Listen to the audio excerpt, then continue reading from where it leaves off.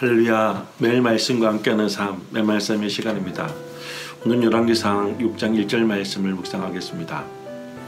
이스라엘 자손이 애굽 땅에서 나온 지 480년이요 솔로몬이 이스라엘 왕이 된 지 4년 15월 곧 둘째 달에 솔로몬이 여호와를 위하여 성전 건축하기를 시작하였더라. 출애굽 직후 하나님의 임재의 상징적 초소이자 하나님께 대한 제사의식이 행하여지던 장소로 이동식 성막을 소유했던 이스라엘이 이제는 솔로몬 왕을 통하여 더 이상 이동하는 장막이 아닌 고정된 건물로서의 성전을 건축하게 되었다는 사실은 그들에겐 건물 이상의 큰 의미가 있는 것입니다. 약속의 땅에 하나님의 임재를 상징하는 고정된 초소 성전이 세워지므로 약속의 땅 가나안이 항구적으로 영구적으로 그들의 소유가 되었음을 더욱더 분명하게 볼 수 있었기 때문입니다. 본절에서 성전 건축 시점을 출애굽과 관련해 언급하는 것도 이 때문입니다. 하나님께서 과거 이스라엘 열조들에게 주신 가나안 땅 수혜의 약속이 출애굽과 가나안 정복을 통하여 구체화되었고 이제 성전 건축으로 인하여 보다 확실하게 그 약속이 이루어지게 된 것이죠. 한편 본문에 솔로몬에 의한 성전 건축이 개시된 시점이 출애굽한 지 480년이라고 밝히고 있는데 이 기간은 출애굽 후 광야 체류 기간 40년과 가나안 정복 전쟁 기간 15년, 사사시대 340년, 사울왕 통치 4년, 다윗왕 통치 기간 4년, 솔로몬 제위 후 4년을 모두 합한 시간입니다.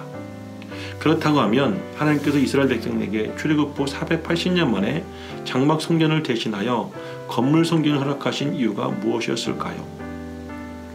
출애굽기서를 보게 되면 430년간 애굽의 노예 생활을 하던 이스라엘 백성들의 몸에 밴 노예의 근성을 여실히 보여주고 있습니다. 원망과 불평, 우상 숭배, 하나님과 하나님의 세우신 지도자에 대한 불신이 끊임없이 반복적으로 드러납니다.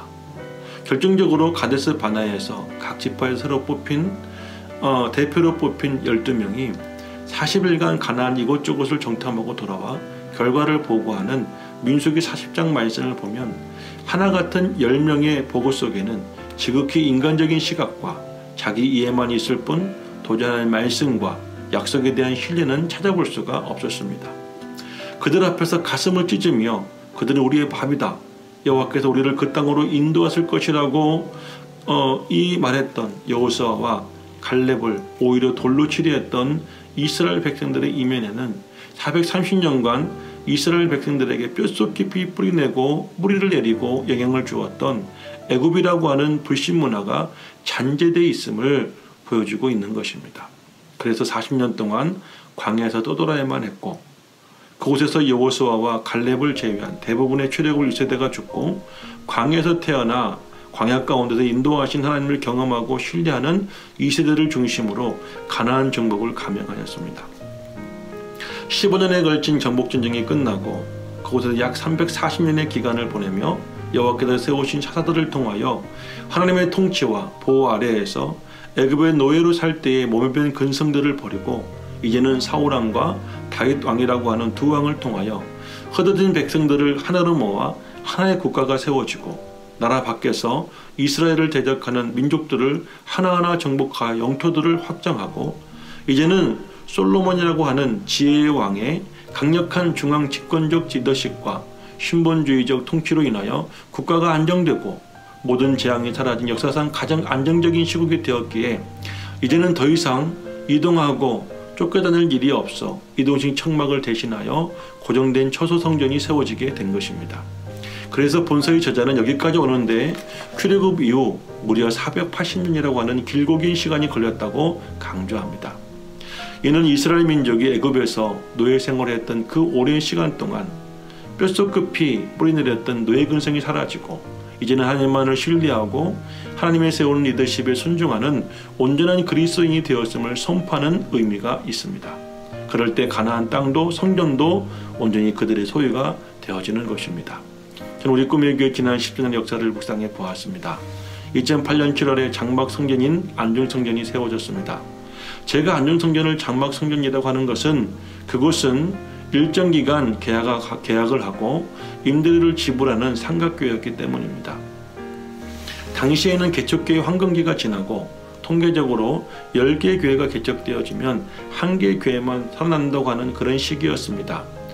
하지만 자발적으로 등록하여 지금까지 한결같이 교회를 섬겨준 성도인들과 사랑하는 가족들, 그리고 3월을 통하여 시작한 문화센터 사역을 통하여 많은 열매들을 얻게 되었습니다. 지역의 교회가 알려지고, 그리고 많은 성도인들이 교회에 등록하여 조그마한 교회가 꽉 차기 시작했습니다. 그때부터 하나님께 장막이 아닌 성전을 구하였습니다. 그런 좀 기적이 일어났습니다.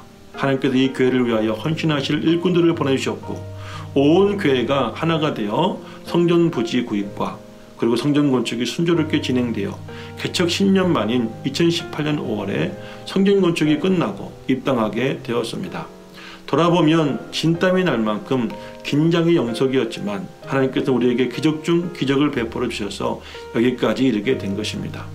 하지만 아직 남아있는 과제도 있습니다. 성전이 입당을 하였지만 아직 헌당을 하지 못했습니다. 제 마음에 늘 우리 교회는 언제쯤 헌당할 수 있을까요? 하는 하나님께 대한 질문의 기도가 있습니다. 그러다 본문을 보며 그 해답을 찾았습니다. 현재 우리 꿈여기 성도들의 신앙은 하나님 편에 모실 때에 이스라엘 민족이 출애굽하여 광야의 시간을 보낼 때의 모습처럼 그 노예 근성을 보내지 못했던 것 같이 우리에게는 아직 해석적이고 이기적이고 인간적이고 자기중심적인 그런 생각과 삶의 근성을 버리지 못하고 살고 있습니다.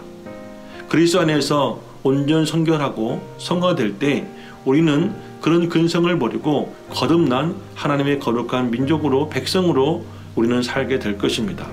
그럴 때 하나님께서는 변화된 우리에게 헌당의 축복을 주실 것이고 저와 여러분 진정한 이 교회와 이 땅의 주인이 되게 될 것입니다. 어제 간단한 간식을 들고 성도님들의 사업장을 방문했는데 교회는 얼마나 힘드냐는 그들의 질문과 말씀 속에 우유를 드리러 간 자리에서 도리어 큰 우유를 받고 돌아왔습니다. 그때 우리 교회도 이제 멀지 않았구나 하는 생각을 했습니다. 이 땅에 진정한 주인이 될 날이 말입니다.